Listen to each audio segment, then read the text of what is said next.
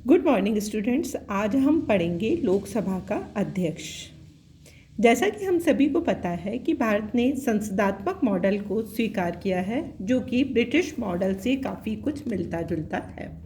परंतु British model को accept करते हुए भी हमने उसमें कुछ भिन्नताओं को स्वीकार किया है और उसका भारतीयकरण किया गया है, जिसमें लोकसभा का अध्यक्ष भी एक पद है। भारत में ब्रिटेन की तरह निम्न सदन के एक अध्यक्ष का निर्वाचन किया जाता है, जो कि लोकसभा के सदस्यों के द्वारा ही किया जाता है। और लोकसभा का यह अध्यक्ष सदन में व्यवस्था एवं अनुशासन तथा उसकी कार्यवाही का संचालन करता है। परंतु ब्रिटेन में जहाँ एक बार स्पीकर सर्वदा स्पीकर की व्यवस्था है, ब्रिटिश स्पीकर के पास में व्यापक शक्तियाँ हैं। भारतीय लोकसभा का अध्यक्ष भी ब्रिटिश स्पीकर की तरह तटस्थ रहकर अपनी कार्यवाही का संचालन करने का प्रयास करता है, परंतु फिर भी उसके पास ब्रिटिश स्पीकर जैसी शक्तियां या सम्मान प्राप्त नहीं है, न उसके समान उसकी कार्यशैली है, क्योंकि वह ब्रिटेन के स्पीकर की तरह राजनीतिक दलों से पूर्ण पृथक या तटस्थ होने का प्रयास तो करता है, परंतु उसकी तटस्थता ब्रिटिश स्पीकर की तुलना में कम है। समय समय पर यद्यपि भारतीय लोकसभा के अध्यक्ष के द्वारा भी इस पद की गरिमा को बनाए रखा गया है, परंतु फिर भी वह ब्रिटिश कॉमन सभा के स्पीकर की तरह सम्मान या एक बार स्पीकर सर्वदा स्पीकर की परंपरा को स्थापित करने में असफल रहा है। आज हम देखेंगे कि लोकसभा के ये जो अध्यक्ष है उसकी पद की व्यवस्था संविधान के अनुच्छेद 93 के द्वारा की गई है, और उसमें लिखा गया है कि लोकसभा अपने में से एक को अध्यक्ष और एक को उपाध्यक्ष चुने। लोकसभा के अध्यक्ष का स्पीकर या का कार्यकाल लोकसभा के समान ही होता है, अर्थात आमतौर पर 5 वर्ष। लेकिन यदि किसी कारण से लोकसभा का पूर्व में विघटन होता है तो लोकसभा का अध्यक्ष का पद भी कम हो जाता है। लोकसभा के अध्यक्ष को वेतन संचित निधि से दिया जाता है तथा उसका वेतन तथा अन्य सुविधाएं संसदीय कानून के द्वारा समय समय पर निर्धारित की जाती हैं। उसके पद की गरिमा को बनाए रखने के लिए उसके वेतन की व्यवस्था संचित निधि में से की गई है। स्पीकर का जो प्रमुख कार्य है वह सदन में व्यवस्था एवं अनुशासन बनाए रखने का है। सदन में की कार्यवाही का संचालन करने का दायित्व अध्यक्ष का ही होता है और वह इस व्यवस्था को संचालित करता है। उसका दूसरा महत्वपूर्ण कार्य विचार विमर्श का समय निर्धारित करना होता है। सत्तारूढ़ दल हो या विरोधी दल, प्रत्येक सदस्य अपने मत को, अपने विचारों को अधिक से अधिक समय तक सदन में रखना चाहता है या सबसे पहले रखना चाहता है, और इस धुलमपेल को निर्धारित करने का दायित्व लोकसभा का अध्यक्ष का होता है।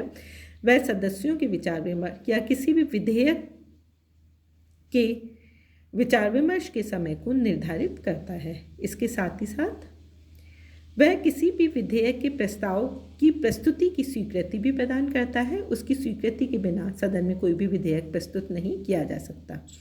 स्पीकर इसके साथ ही साथ में संविधान तथा प्रक्रिया संबंधी नियमों का निर्धारण करता है।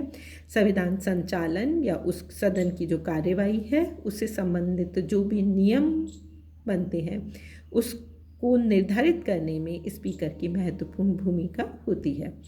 स्पीकर इसके साथ ही साथ में किसी भी विधेयक पर मतदान की व्यवस्था करता है। वह परिणाम की घोषणा भी करता है।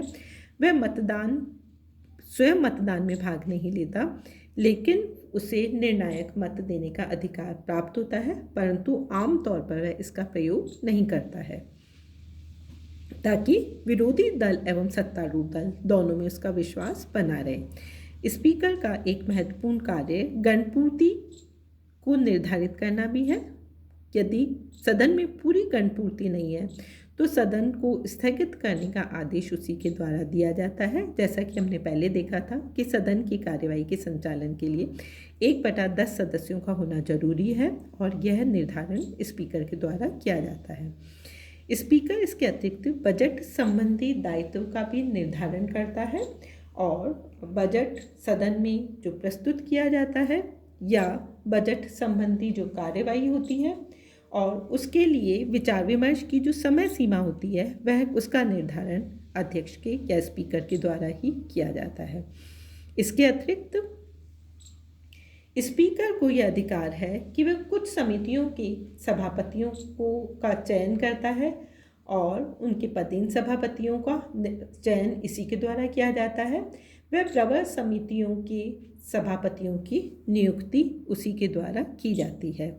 इसके साथ ही साथ में सदन की कार्यवाही हिंदी एवं अंग्रेजी 2 भाषाओं में नियमानुसार होती है, परंतु यदि कोई सदस्य अपनी मातृभाषा में विचारों को अभिव्यक्त करना चाहता है तो इसकी स्वीकृति स्पीकर के द्वारा ही दी जाती है। इन सब के साथ ही साथ हम देखते हैं कि सदस्यों को भाषण करने की आज्ञा भी स्पीकर के द्वारा ही प्रदान की जाती है। यदि कोई सदस्य अमर्यादित या असंसदीय भाषा का प्रयोग करता है तो स्पीकर उसे ऐसा करने से रोकता है तथा अनियमित आचरण के लिए वह सदस्यों को सदन के बाहर भेजने का आदेश भी दे सकता है। इनके साथ ही यदि किसी विषय पर गुप्त बैठक की आवश्यकता होती है तो सदन के स्पीकर को ही यह अधिकार होता है कि वह उस विषय पर गुप्त बैठक की स्वीकृति प्रदान करे।